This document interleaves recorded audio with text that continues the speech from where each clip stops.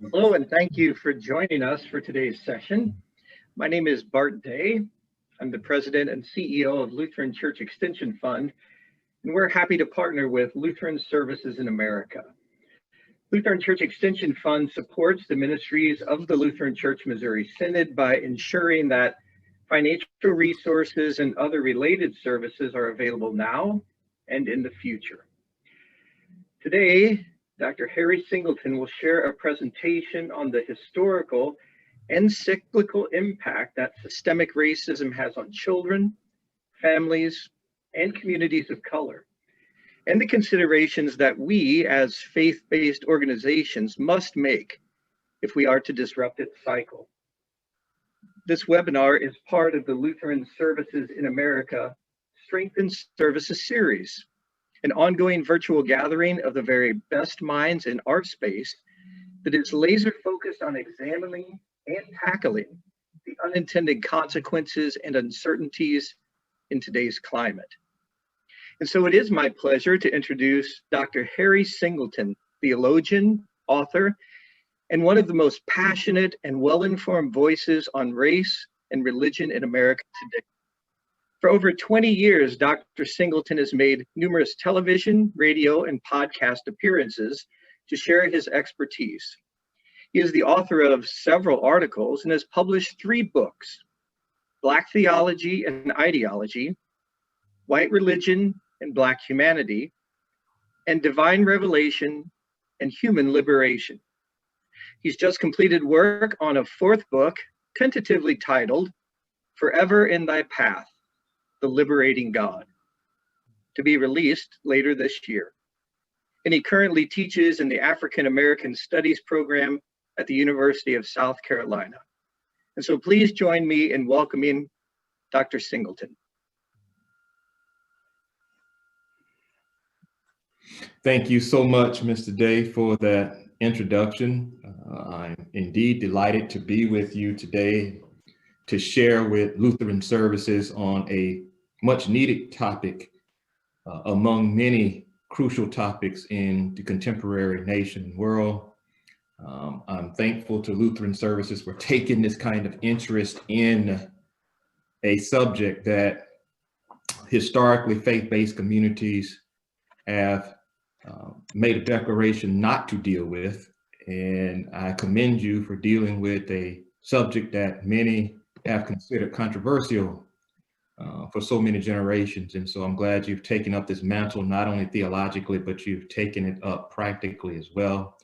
I want to thank Ms. Emily Gross, who has been my point person throughout this process and has kept me informed about the process and got me to this point as we speak. And so I want to thank you, Emily, for all of your hard work in that regard.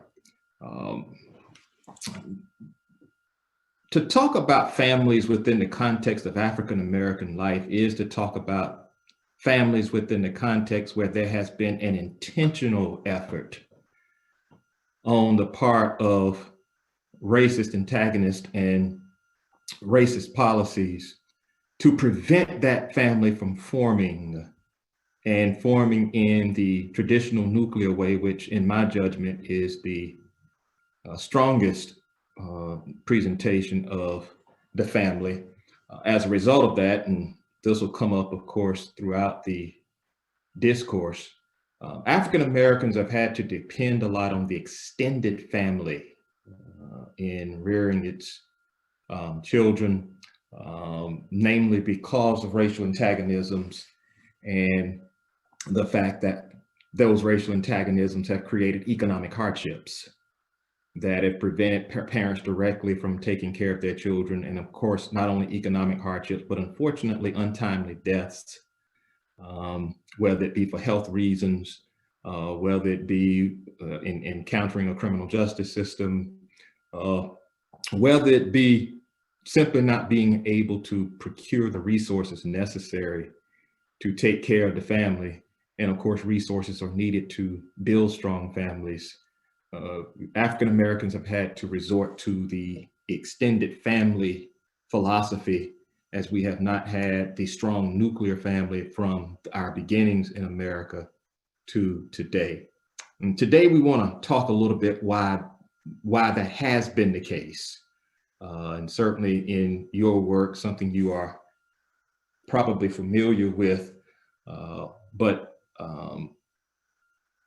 yes, and let's take a look a little more closely at why that has been the case throughout history.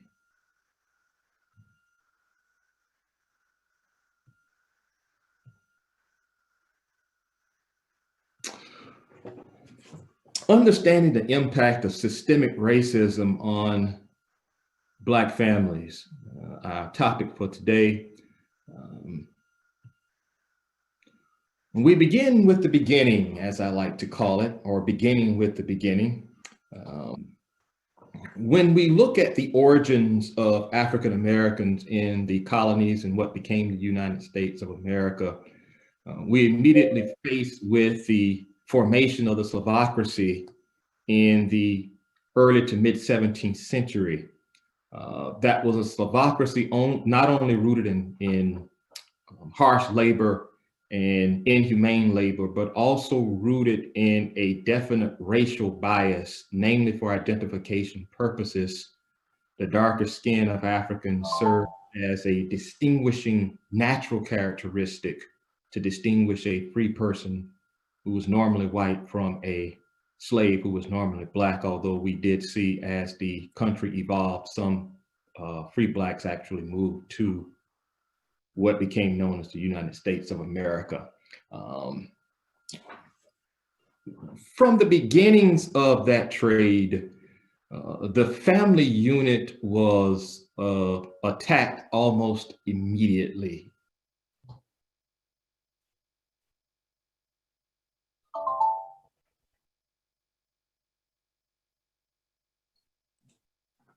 Dr. Singleton, if you could unmute. There you go. Yes. We good? Yeah. One of the first things done was that known family members were sent to differing plantations by design.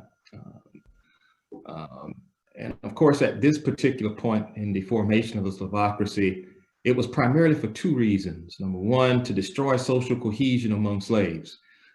This was done for two reasons. Number one, you were trying to destroy social cohesion to prevent insurrection or to prevent rebellion, as we already saw attempts to try to take over slaves, even on the trip over to the West Indies, where slaves were broken in and then brought to the United States of America as we know it today.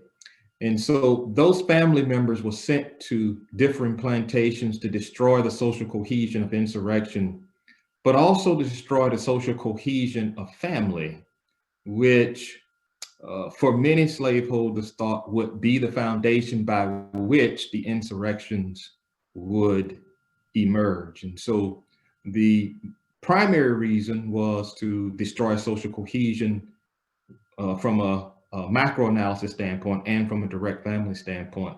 The other reason was to create total dependence on planters, which was aided by the fact that most Africans, of course, had never been to the Western Hemisphere and what we now know as the United States. So you had the geographic dimension working in your favor to begin with creating total dependence on planters from slaves, but also breaking up known family members and sending them to different plantations also create total dependence on planters. This was thought to aid in the process of creating better laborers and also creating no sense of hope to change the situation. For as we know, one of the first Christian teachings from a theological standpoint, unfortunately, was that slavery was seen as the kingdom of God, was equated with the kingdom of God by many white Christian religious leaders. And it was supposed to be eternal in nature. And so in order to fulfill that theological axiom, total dependence on planters was seen as a more pragmatic way of accomplishing that theological goal. I take as a closer example, though, to the challenge to family formation in the African American community, two slave codes from 1712 here in my state of South Carolina. These slave codes existed throughout many slave states. It's a part of our history as well here in South Carolina, and something I cover in my class with my students. There are about 10 of them that we cover, but these two I wanted to bring to our discussion today because they have direct bearing to me on our subject. One of those two, as you can see, no groups of five. And of course, the direct reason for this is because if slaves gathered in more than five, the sense was that they were gathering to plot insurrection. And so the primary reason was to minimize plots for insurrection. But the other reason that speaks more directly to our subject is to minimize formation of trust among the slaves. Not only did this make a contribution to minimizing plots for insurrection, but it also perpetuated a, if you would, a mysterious dimension among the slaves for each other, which led to a lack of trust, and of course created more trust in slaveholders, which is what the intent was, than with each other. Now, on the surface, this does not seem like a direct hit or impact on the formation of families, but the formation of families is preceded by the formation of relationships. And if relationships can't be formed with the cornerstone of trust as its foundation, then it's going to lead to unhealthy and unsuccessful relationships. And when you have unhealthy and unsuccessful relationships in your community, then you're going to have unstable families. And so not only minimizing plots for insurrection, but no groups of five was also to minimize formation of trust among slaves.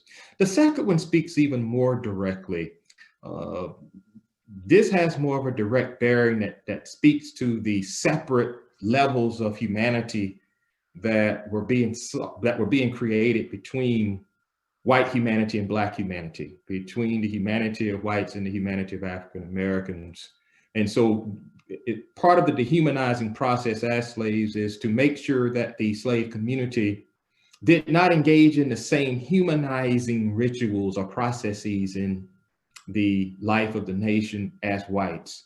And of course, at the top of that list was not recognizing marriage, which of course is the foundation of creating children and building families. It's hard to build, as we now know today, the nuclear family and the strength of the family if marriage is not a part of that process. It has been done, but of course, in our society today, it has been done more through marriage than not, even though that's changing, and that's why the challenge is before us today. We had a ritual that we would use, and it was brought out in Alex Haley's Roots, something that I discussed with my students. We had a process called jumping the broom in the African tradition. Since marriages were not recognized, we would jump the broom, and people thought it was a direct carryover from Africa, but it was not. We adapted it here as African American slaves.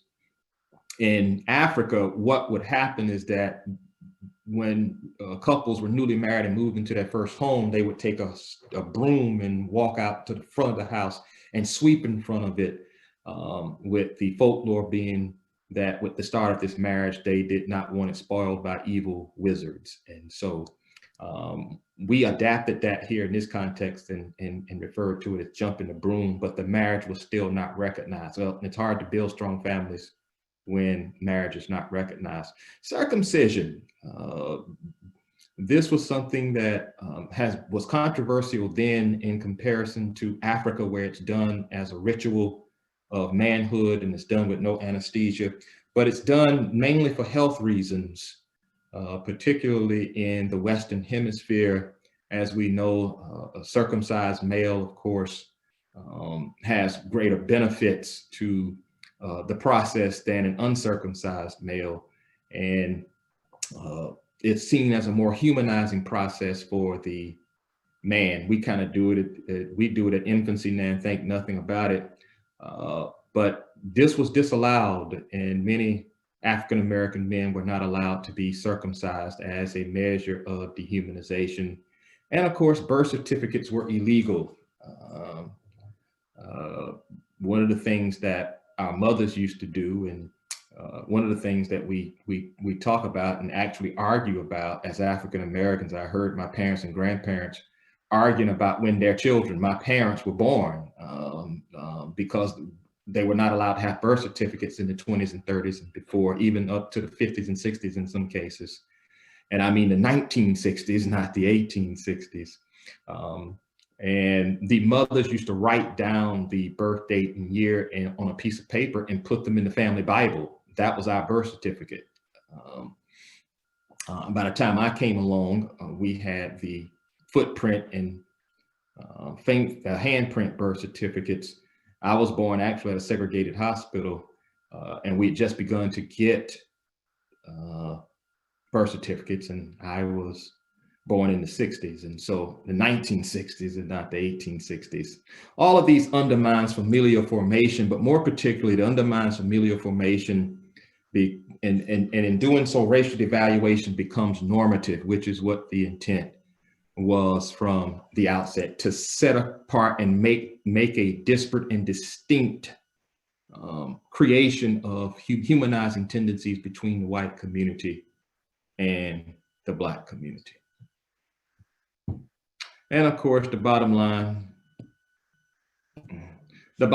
here, at this stage, the Black family formation is undermined by a lack of due process, in this case, bondage, with the dehumanizing tendencies that slavery creates from a moral standpoint, and of course, slave wages, which gets to the heart of the economic problem. Also, you need good income to build families. And without that income, it's hard for the family to make it when you are making slave wages, which were no wages, which is one of the reasons we have the conversation today about reparations, that it's hard to form strong families when there is no working wage in the family.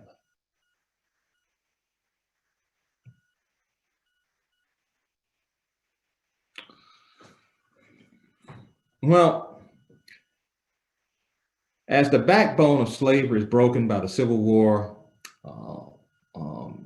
and pertinent to our discussion today, multi-racial efforts between sympathetic whites, particularly in the North, and Black abolitionists, the moral justification and theological justifications for slavery were no longer tenable, not only in the eyes of America, but the eyes of the world as well.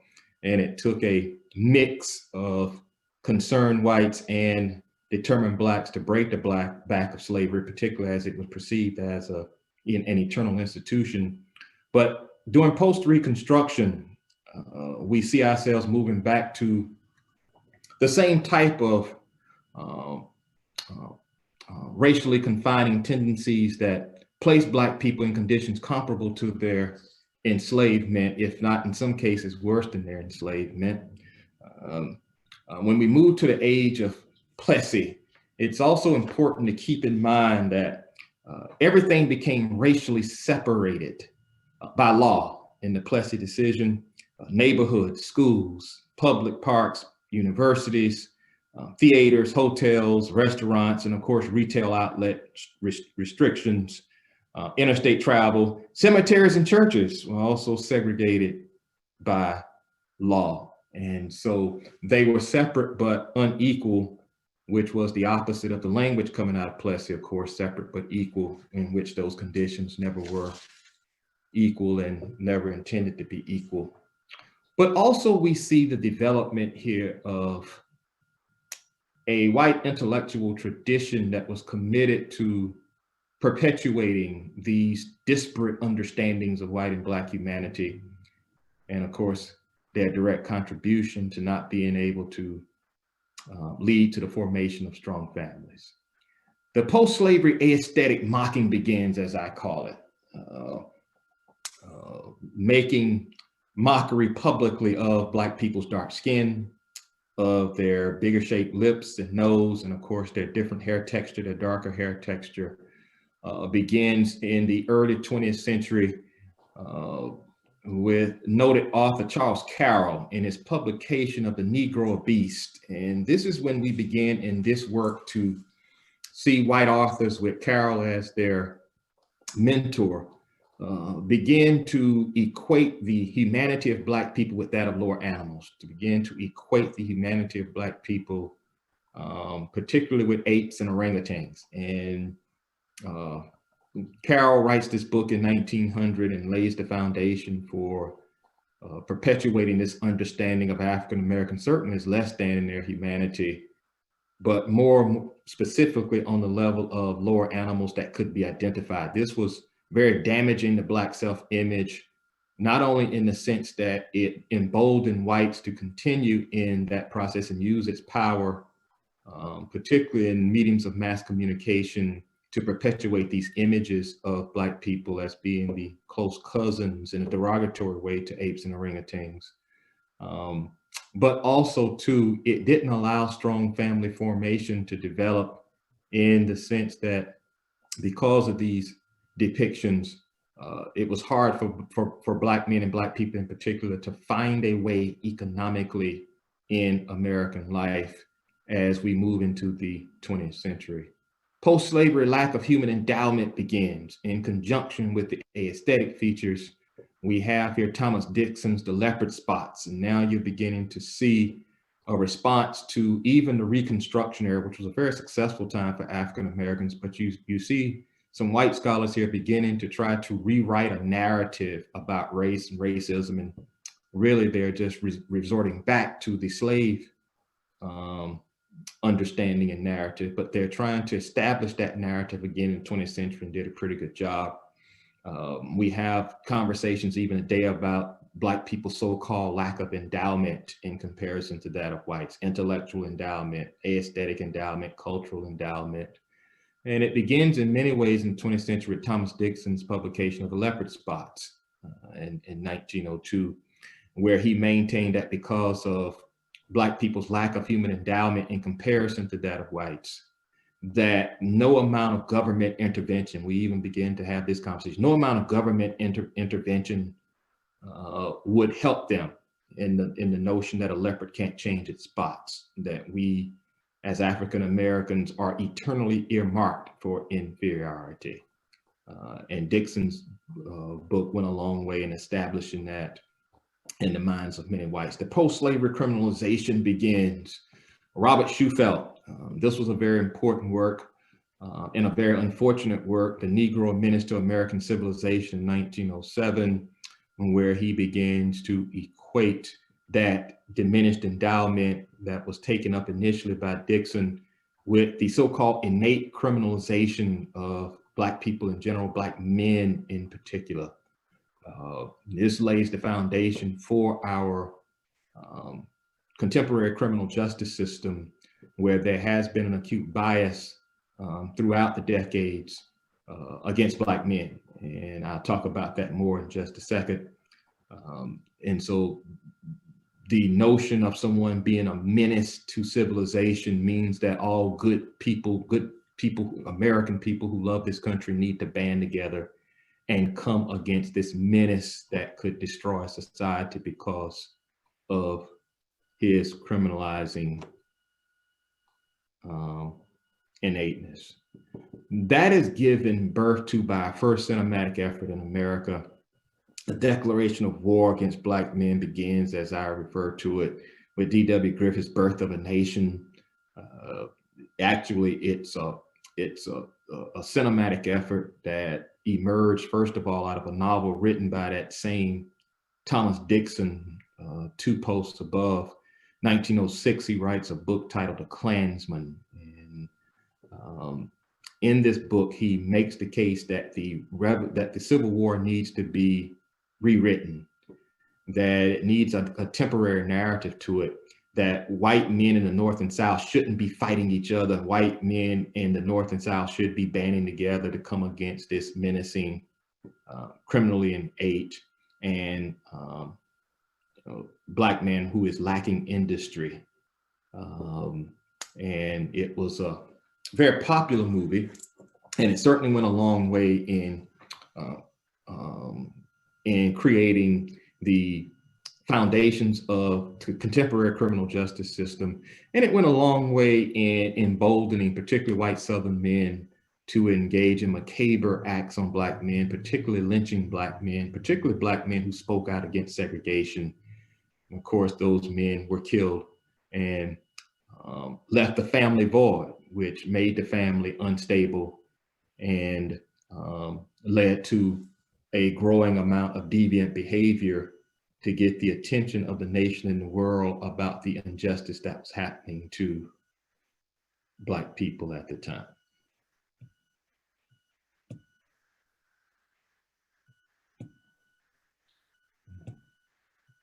The bottom line, the Black family formation is undermined by a lack of due process as we now move into the era of criminal injustice. And again, we begin to get wages through convict leasing, tenant farming, sharecropping, but no major wages that will allow us to take care of our families in ways that would produce far greater stability. As we move up into the civil rights and the Brown era, I have here Brown, but still Black. The Brown versus Board education decision in 1954, of course, was supposed to effectively usurp the Plessy standard as the constitutional standard, and why it became the new constitutional standard, which meant, of course, that you could not discriminate on the basis of race. From a pragmatic standpoint, white Southerners dug their heels in and were clear that Supreme Court or no Supreme Court, we are going to observe segregation down here in Dixie. And of course, it was in some cases 15, 16 years. Even in my home county of Horry County, South Carolina, it was 1970 before schools integrated. That was 16 years up from the decision.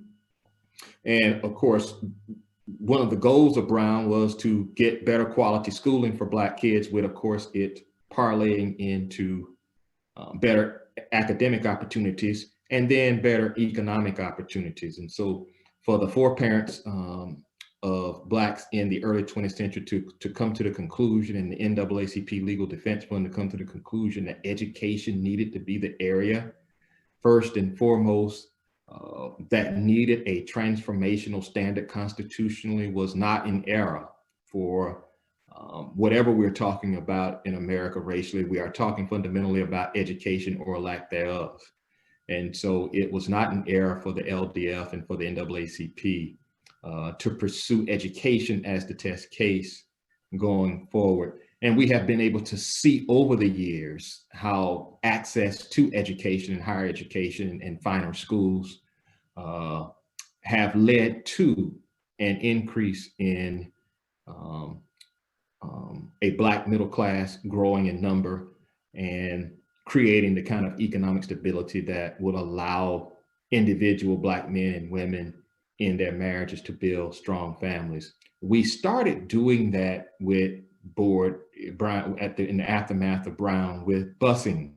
And busing worked, and then it stopped working because particularly those in the white community in both the South and the North detested busing, because while it put pressure on school districts to build quality schools across the board, that did not happen.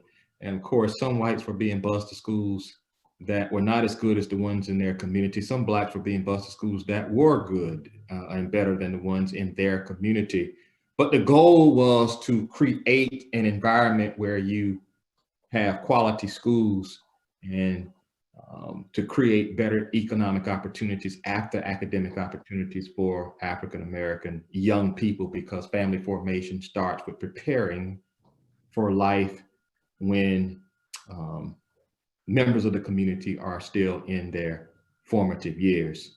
But it ended because many whites in the North and South saw this as an attack on tradition, as an encroachment on their values. You start seeing the emergence of the private school system, and then you start seeing the conversations about school choice, which meant that state legislatures did not build up schools, particularly schools that Black students had gone to in the predominance during segregation, and that Black students had gone to exclusively during segregation. And so Black students returned to those Black schools, and state legislatures began, particularly in southern states, to fund white schools per pupil more than Black schools, which meant the same conditions of pre-Brown, while at the same time being styled as a fix to the contemporary mandates of Brown. Black kids continue to suffer under this particular process and continue to suffer, particularly in South Carolina, where schooling is becoming more segregated. Predominantly Black districts are not being funded like predominantly white districts.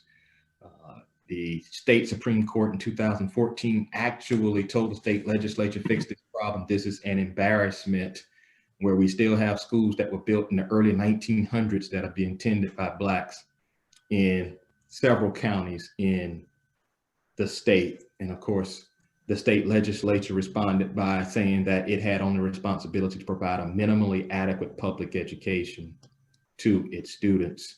And what does this do in terms of family formation?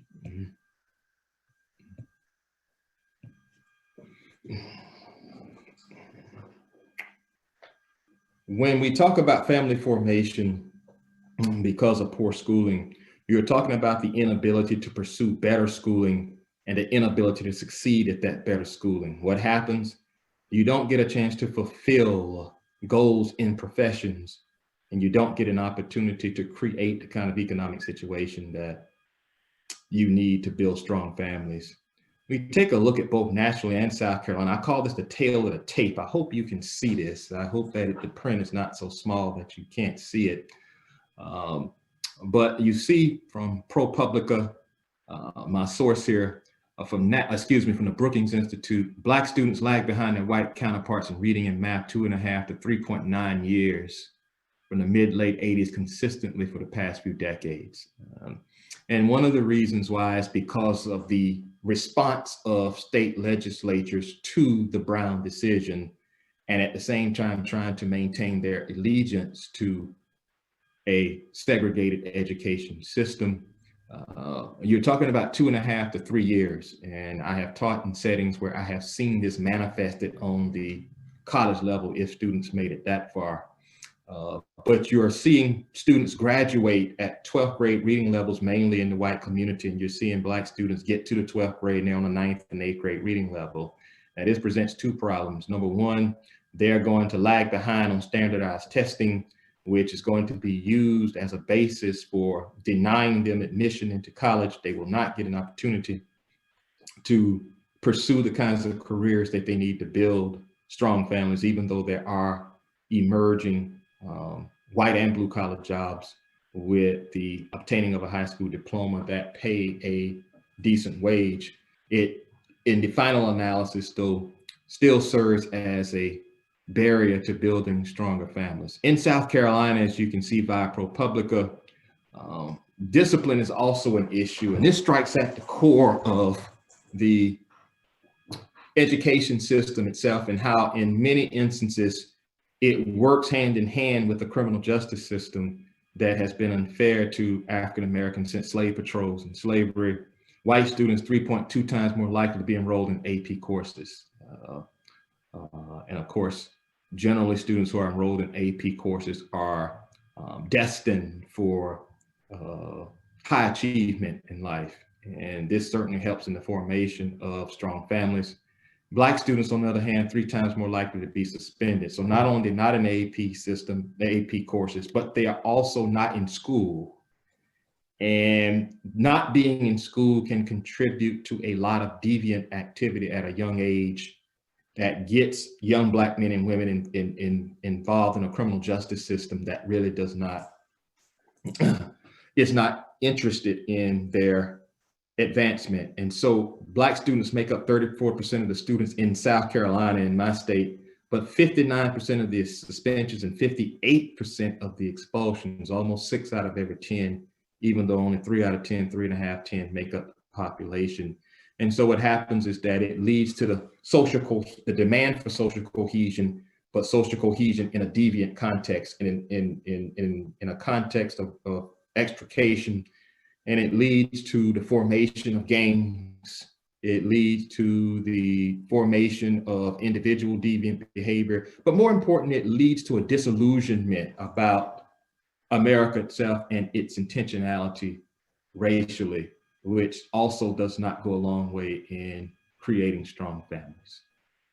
And here the Black family formation undermined by a lack of due process, and in this case, minimal formal education. Minimal formal education should be maximum formal education, particularly in my state here in South Carolina. And for a state legislature to come out and say we are only interested in minimally educating our students is one of the eyesores of my state in particular. And of course, it's a throwback to a Plessy mindset.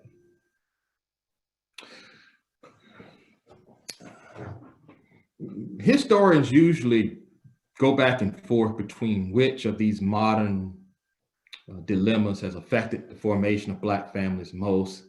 The heroin epidemic in the 60s, particularly when people were coming back from Vietnam. The heroin epidemic did a lot to addict a lot of Black and white people, particularly Blacks, and destroyed what were burgeoning strong families up to that point in the early 60s with the gains of the civil rights movement. In 1980, though, I agree with Michelle Alexander in her book, The New Jim Crow, that it was more the war on drugs started by Ronald Reagan, as he proclaimed as one of his campaign monikers and held true to it once elected. What the war on drugs did was create the smokescreen for an intentional legal effort to disenfranchise the Black community. This war on drugs began in 1981, and it provided incentives for local police for increased drug arrests, which means that, as we found out later, not only did police officers arrest people who did have drugs, but they also ended up arresting people who didn't have drugs, but they knew were, in their minds, were selling them, and they framed them. They were getting monetary gifts from the federal government when they turned in their logs each year to see how much their drug arrests have increased. And more particularly, though, most local, particularly Southern local police agencies and departments concentrated their efforts in the Black community. Now, given America's racial history, this is not surprising at all. As you can see via Michelle Alexander in her book, The New Jim Crow, from 1980 to 2000, just that 20-year period, the number of people incarcerated rose from 300,000 to over 2 million people. We had become an official prison industrial complex in that 20-year period. This had in large part to do with the advent of crack cocaine into America, and then more particularly in the Black community, and also had to do with the commitment to increase drug arrests because of incentives offered by the war on drugs. But this next stat is very telling. 500,000 serving time for drug offenses today compared to 41,000 alone in 1980. That is an increase of 1,100%. And when you combine that with the fact that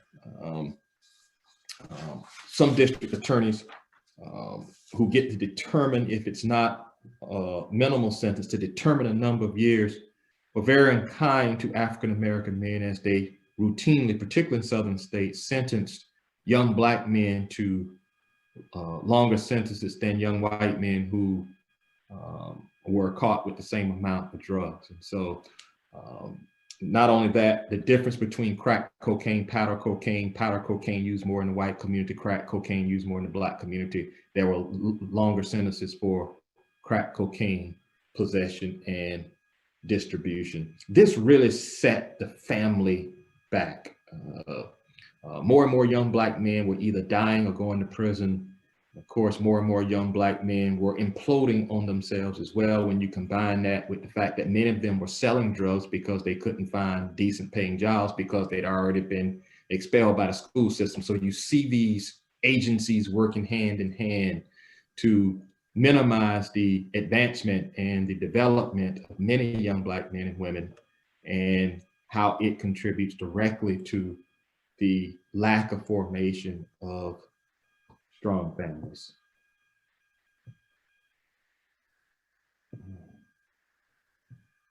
And the bottom line here, Black family formation undermined by a lack of due process and limited economic opportunities, which also augmented the war on drugs. Anytime you have more working adults in a community than jobs, that's always a problem, because that means there's going to be an unemployment rate inescapably. And when there is an unemployment rate and there's no money coming into the home, it's hard to form strong families. But you're also willing to resort to things after a certain amount of time to create those resources. And a lot of times with the efforts being concentrated in the Black community by local police already, it contributed to more arrests due to those limited economic opportunities, and selling drugs becomes a means of supporting one's family. And so in your most earnest efforts to support your family, you end up getting arrested and serving a long prison sentence, and it undermines the stability of the family. And so summation here, I just want to say the twofold challenge here. We always tend to couch the racial conversation in economics, or couch it in culture. It's not a race thing, or a cultural thing. It's not a race thing, but an economics thing. Well, it's both. It's culture and economics on the one hand, as we see. But this problem is more challenging and remains more daunting because there is another challenge involved in this, and that is acute racial prejudice. That becomes the basis by which this is not just another example of an economic system, a capitalist system, creating a poor class of people and a small wealthy class of people. This has also to do with racial prejudice that accompanies that coming out of an institution of slavery of over 250 years. We've been more slave in this country than we've been more free since it's been created. And so as a result of that, we're still dealing with that legacy going forward. And that also becomes a problem. So it's a problem of acute racial prejudice, as well as what I call hegemonic labor creation, or dominating labor creation. It is a problem of morality as well as economics. And so not only do we need to change the way economics are meted out, particularly as it relates to hiring and job creation and opportunity creation, not just a job, but also an accompanying morality as we rewrite the narrative of what it means to be a family member, what it means to be an American, and what it means to have vibrant families. And so I am going to stop right there. And we will now entertain questions.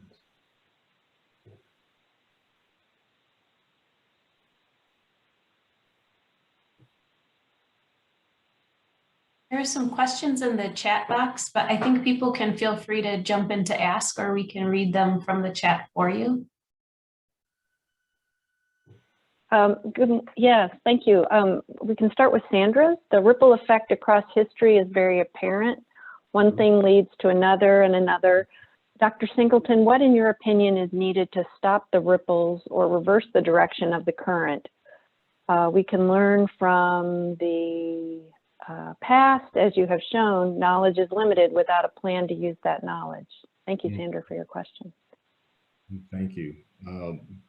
Also, we have relegated that solution to foundations and volunteer work, charity work, and I love what charities and foundations do, but I also think that we need leadership in the country that's going to make a strong statement against these issues, and in doing so have the ability to publicly denounce these institutions that would be so vibrant otherwise, working collaboratively to create racial hegemony. we got to have strong leadership in the life of the country that's committed to racial change, not just to satisfying and shutting up Black leaders.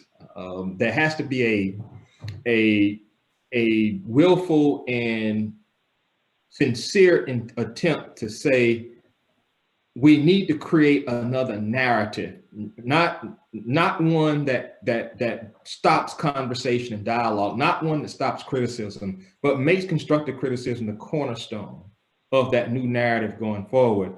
And of course, as a theologian and historian, I will begin with both of those. The institution that has disappointed me the most has not been, say, the White House or Capitol Hill or my state legislature. The institution that has disappointed me the most, not only in its blatant support, but also in its deafening silence, has been the religious leadership of this country, particular religious leadership that in most cases is not fettered by any type of economic hindrances. They really have a situation where they can be free to speak out on the interconnectedness of all of these viable institutions and their contribution to a delimited and an ostracized African-American family. And so going forward, I think it's imperative that we have both national leadership, both in pulpits and in state legislatures and in the White House, that's going to lead a new narrative about race and about its transformation, not just what we can do to make it better in the immediate, but its transformation. And that can only happen when we have a rewritten narrative relative to the challenge going forth that racial prejudice is the cancer that kills America. And, we need to go into chemotherapy and radiation and get rid of it and put it on life support, because until racial prejudice is buried, then racial advancement will not happen in a large way that one can look and see significant strides, extremely significant and decisive strides relative to the Black family in this case. Thank you. We have another question around, love to hear you speak about reparations and your thoughts on that piece. Well, I have been told by some of my white friends, unfortunately, in conversations, that slavery was good for Black people because we didn't have an unemployment rate, which I thought was quite disheartening to hear. They said there was a 0% unemployment rate. I said there was also a 0% salary.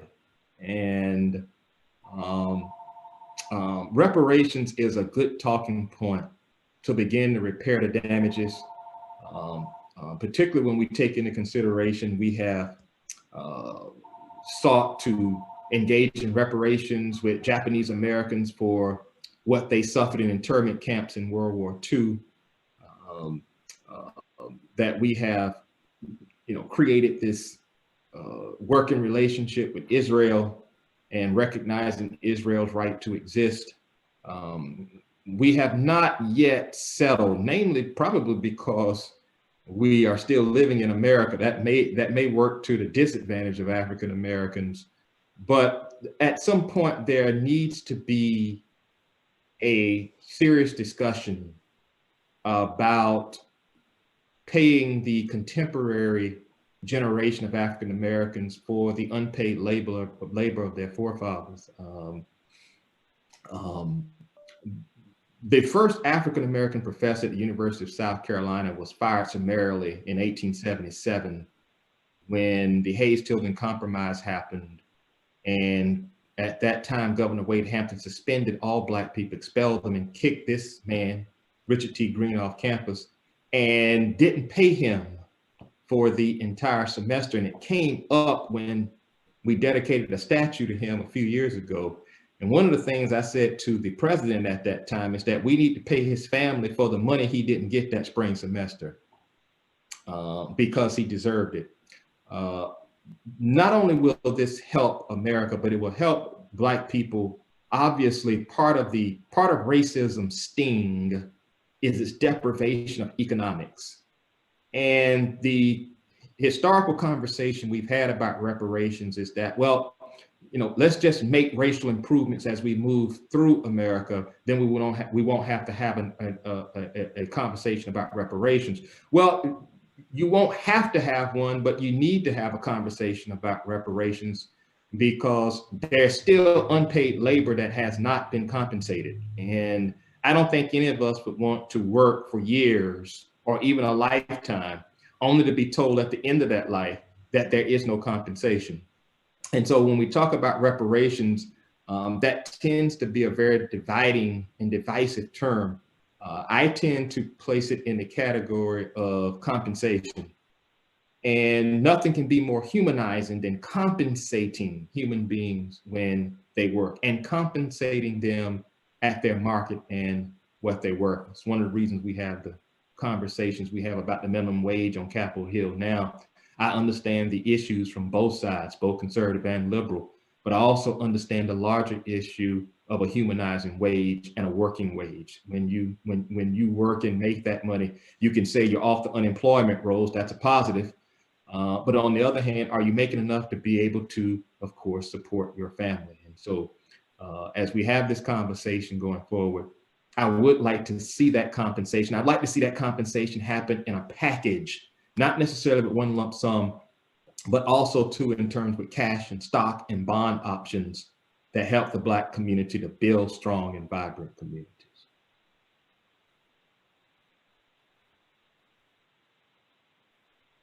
Thank you, Dr. Singleton. I think, elaborating a little bit more about the role that we as social ministry organizations have in really empowering families. Mm-hmm. Could you elaborate kind of on our unique ability as faith-based organizations to influence change, to contribute to greater equity in our society, but also to empower families? Yeah, I'm glad that you exist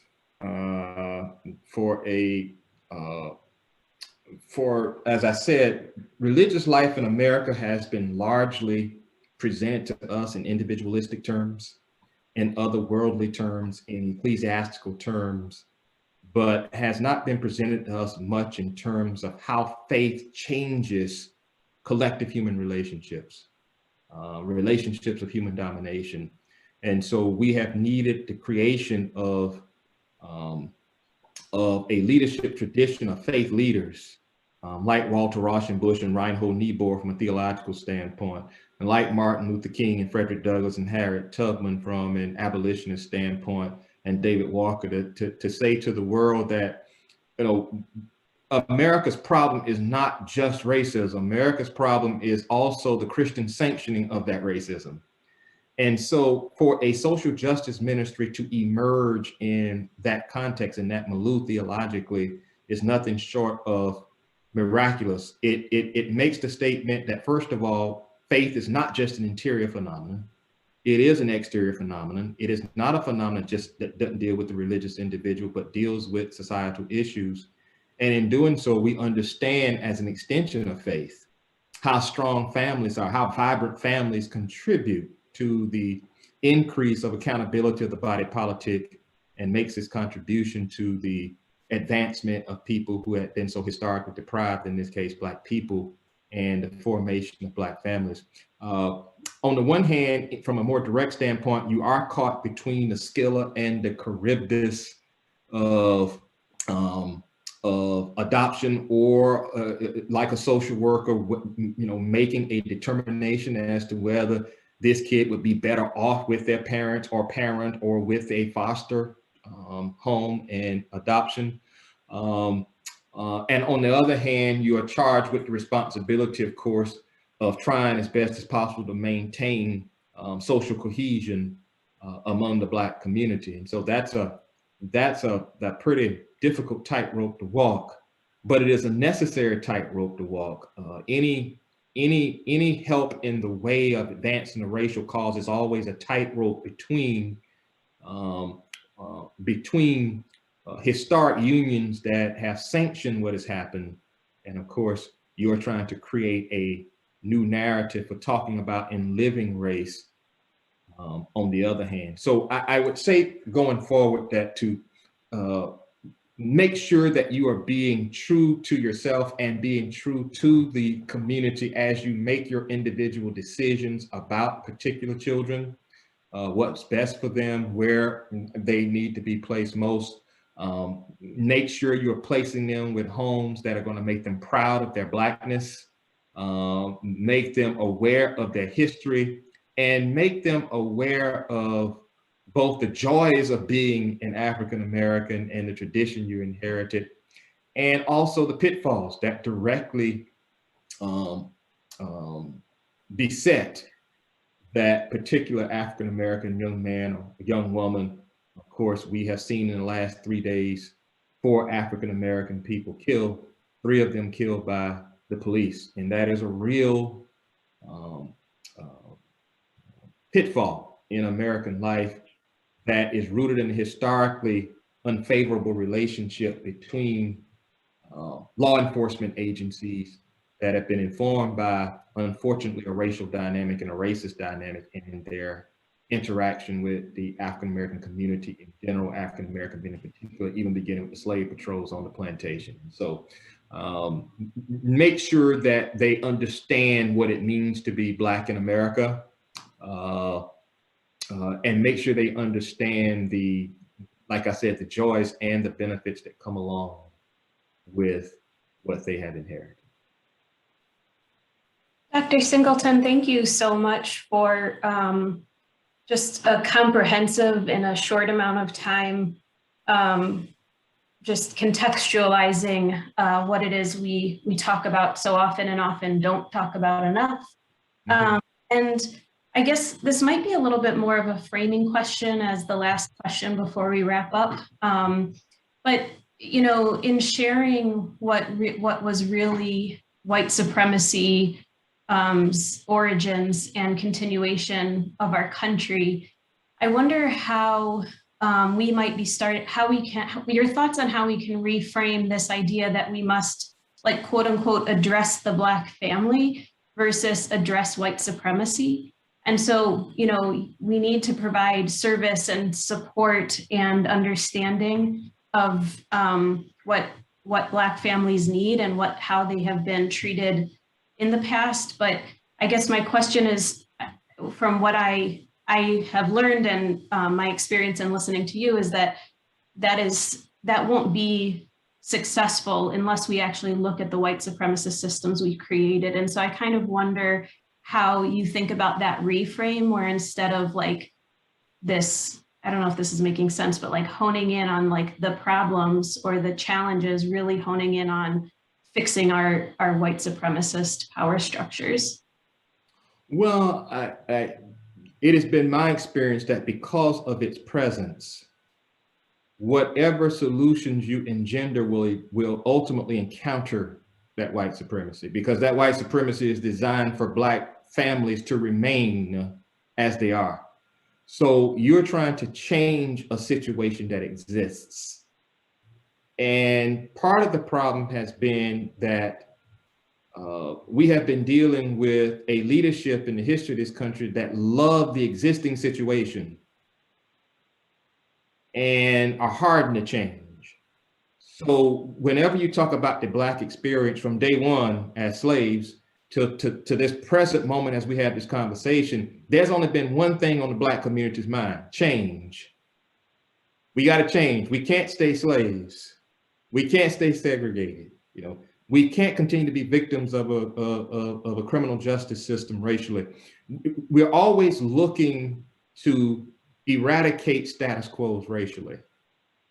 The problem has been, and this is why the war has been so antagonistic at times, is that people benefit mainly economically from the existing situation.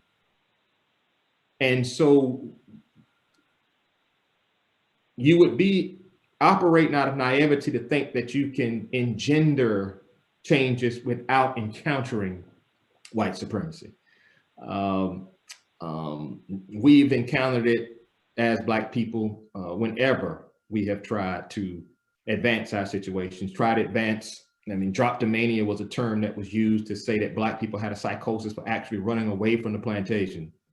That what's wrong with Black people is that they don't realize how good they have it as slaves. And so they came up with a psychological term called droptomania in 1850s to denote Black people having a psychosis. So there's always an attempt to negativize incursive efforts at changing the situation. And so whether we're talking about something that is direct as racial antagonism relative to family, or even when we talk about the healthcare crisis. On the one hand, Black families have far less access to quality healthcare, namely because it's so expensive. The whole debate about covering people with existing situations, particularly raised by Barack Obama, but raised even before him by Bill Clinton. The problem with that is that the current people who benefit most from it economically don't want that to change. So their end in the conversation is to say, we need to create politicians and leaders that will allow us to continue not to cover people with existing conditions because it will keep our bottom line high.